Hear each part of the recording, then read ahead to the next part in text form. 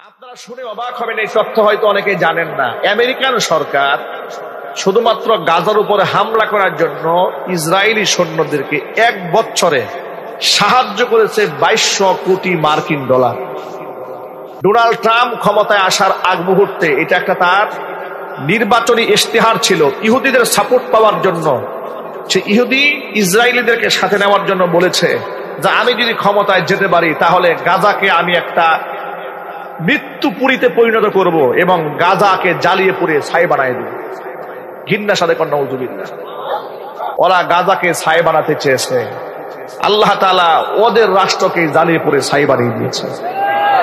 ক্যালিফোর্নিয়ার দিকে একটু তাকান, লস অ্যাঞ্জেলেসের দিকে তাকান, অবস্থাটা হয়েছে কি আপনারা শুনে অবাক হবেন। এই তথ্য হয়তো অনেকে জানেন না। আমেরিকান সরকার শুধুমাত্র গাজার উপরে হামলা করার জন্য ইসরায়েলি সৈন্যদেরকে 1 বছরে সাহায্য করেছে 2200 কোটি মার্কিন ডলার। 2200 কোটি মার্কিন ডলার তারা সহযোগিতা করেছে। ক্যালিফোর্নিয়া থেকে আমেরিকার সরকার সাহায্য করেছে শুধুমাত্র ফিলিস্তিনের মুসলমানদেরকে হত্যা করার জন্য। চিৎকার দেখো নাউজুবিল্লাহ, আরো জোরে বলে নাউজুবিল্লাহ। আর একদিনে আল্লাহ তাআলা যে দাবানল জ্বালিয়ে দিয়েছে না, একদিনে ক্ষতি হয়েছে 5000 কোটি মার্কিন ডলার। এটা তো শেষ হয়েছে। আজকের তথ্য পেলাম যে আজকের এই পর্যন্ত প্রায় 200 বিলিয়ন মার্কিন ডলারের চাইতে বেশি ক্ষতি হয়ে গেছে বলে। পৃথিবীর সমস্ত প্রযুক্তি ব্যবহার করে ওরা আগুন নেভাতে পারছে না, দাও দাও করে জ্বলতেছে। সে আগুন এমন ভাবে জ্বলতেছে যে আগুন কি দিয়ে আপনি নেভাবেন? কত প্রকারের তারা গ্যাস, বিভিন্ন প্রকারের কালারিং আপনার গ্যাসগুলো ব্যবহার করতেছে এটাকে নির্বাপন করার জন্য, কন্ট্রোলে আনার জন্য পারতেছে না। একদিকে আগুন জ্বলে, পাশে সমুদ্র, কিন্তু আগুন জ্বলার সাথে সাথে এমন বাতাস ছুটছে যে বাতাস আগুনের টুকরাগুলোকে এক বাড়ি থেকে নিয়ে আরেক বাড়িতে ঢুকাই দিচ্ছে, এক বাড়ি থেকে আরেক বাড়িতে ঢুকাই দিচ্ছে। এই যেন মনে হচ্ছে আবাবিল দিয়ে যেমন আল্লাহ রাব্বুল আলামিন কাবাগর ধ্বংসকারীদেরকে টুকরা টুকরা করে দিয়েছিলেন, এক একটা আগুনের টুকরা এক বাড়ি থেকে আরেক বাড়িতে লাগার দৃশ্য মনে হচ্ছে যেন একা লাগতেছে না, মনে হচ্ছে ফেরেশতারা গিয়ে আগুন ধরাই দিচ্ছে। অবস্থা এমন পর্যায়ে দাঁড়িয়ে গিয়েছে। আল্লাহ আছেন না নাই? চিল্লায় বলতে পারছেন না নাই? তোমরা মুসলমানদেরকে মৃত্যুপুরীর মধ্যে শুয়াই দিয়া নিজেরা বিলাসবহুল জীবন যাপন করবে, তা হবে না। ইন্না বাতশা রাব্বিকা লাশাদীদ, তোমার রবের ধরা বড় মারাত্মক ধরা। ফিলিস্তিন নিয়ে মাথা ঘামানোর দরকার নাই, নিজের ক্যালিফোর্নিয়া রক্ষা করো। এই অ্যাকশন কে নিয়েছেন জোরে বলেন তো ভাই, আরো জোরে বলুন কে নিয়েছেন? আল্লাহ পাক নিয়েছেন। আমার ভাইয়েরা, আফগানিস্তানের মাটিতে সেখানকার তালিবানেরা আনারের চাষ করলো, আর ওই ফিলিস্তিনের মাটিতে ইসরায়েল সৈন্যরা হামলা করার কারণে ইসরায়েলি প্রোডাক্ট গুলো মুসলিম বিশ্ব বর্জন করলো। ফান্টা, আরসিকোলা, 7 আপ, স্প্রাইট, যা আছে যত প্রকার পানীয় আছে, কোকা-কোলা সব বাদ দিয়ে দিল মুসলমানেরা। এখন এই যে পানীয় তো একটা বিরাট বাজার ছিল মধ্যপ্রাচ্য। মধ্যপ্রাচ্য গরম এলাকা না, সেখানে প্রচন্ড তাপমাত্রা থাকে, 50 ডিগ্রি সেলসিয়াস তাপমাত্রা হয়ে যায়, 52, 51 এই পর্যন্ত হয়ে যায়। তো সেখানে এই পানীয়টা খুব চলে, 7 আপ, আরসিকোলা, কোকা-কোলা, মিরিন্ডা, স্প্রাইট, এগুলো খুব চলে। যখন মধ্যপ্রাচ্যের এই বাজারটা ইসরায়েল হারিয়ে ফেললো, এখন এই বাজার তো খালি।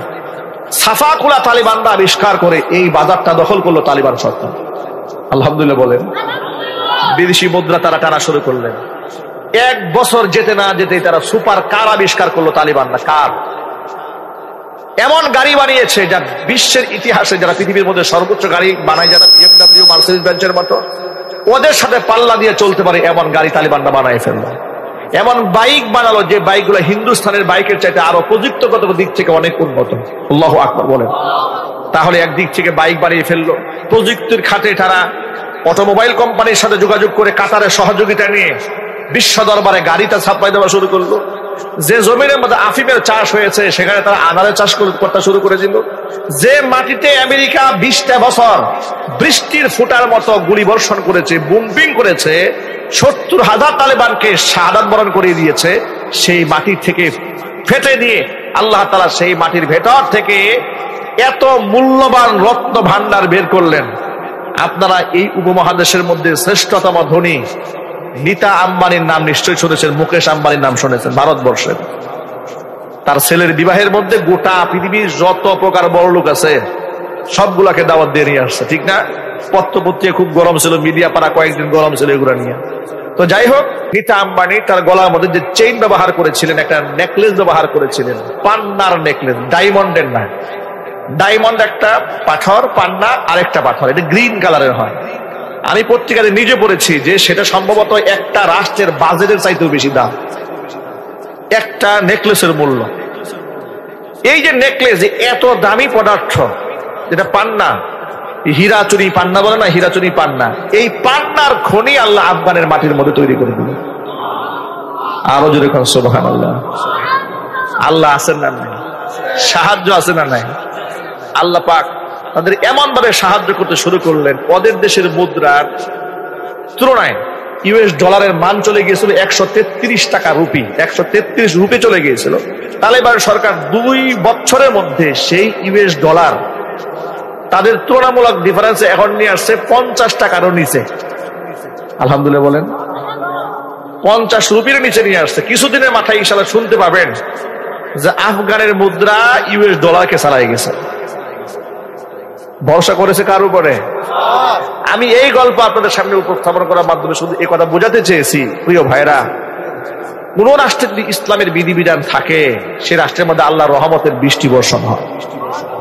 আর আমরা যারা এখানে বসে আছি, আমরা আল্লাহর হুকুমের সামনে আমরা কে যে আমরা প্রশ্ন তুলবো, আল্লাহ কেন নামাজ পড়বো, কেন রোজা রাখবো, কেন সুদ খাবো না, কেন সুদ খাবো না, কেন মিথ্যা কথা বলবো না, কোনো কেন নয়। আমরা গোলাম। আমরা কি জোরে বলেন তো ভাই? কার গোলাম? এই কথা বলতে কি আমাদের লজ্জা হয় নাকি ভাই? এটা আমাদের গৌরব। আমরা সম্মানের সাথে বলি, আল্লাহ যেন আমাদেরকে একেবারে সাচ্চা গোলাম বানায় দেয়। জোরে কথা। আর গোলামের রবের হুকুমের সামনে কোনো প্রশ্ন তোলার অধিকার থাকে না। আল্লাহ নবী সাল্লাল্লাহু আলাইহি সাল্লাম বলেছেন, হাদিসটা মনে রাখবেন, এই পয়েন্টটা ভুলে যাবেন না। আল্লাহর হাবিব বলেছেন, সিনফানি মিন আহলিন নারি লাম আরাহুমা, জাহান্নামী 2টা শ্রেণীর মানুষ আছে যাদেরকে আমি নবীজি আমার জামানায় দেখি না, ওরা কিয়ামতের আগে দুনিয়াতে আবির্ভাব ঘটবে এদের।